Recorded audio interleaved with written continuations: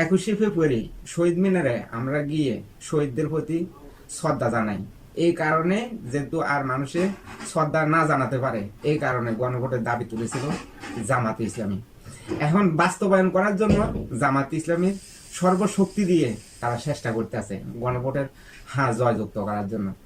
তো এই গণভোটের যদি জয়যুক্ত হয়, আপনি অনেক কিছু থেকে বঞ্চিত হবেন। ইতিহাস বলতে আর কিছু থাকবে না। আমরা যে স্বাধীন করেছি বাংলাদেশটাকে অনেক মানুষের রক্তের বিনিময়, এই স্বাধীনতা আমরা অর্জন করতে পারছি। আমাদের বাংলাদেশটা স্বাধীন হয়েছে, এই স্বাধীনতা আর থাকবে না। কথা বলার স্বাধীনতা থাকবে না।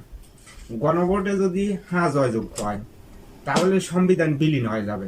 সংবিধান বিলীন হয়ে যাওয়া মানে স্বাধীনতা বিলীন হয়ে যাওয়া, গণতন্ত্র বিলীন হয়ে যাওয়া, কথা বলার স্বাধীনতা বন্ধ হয়ে যাওয়া।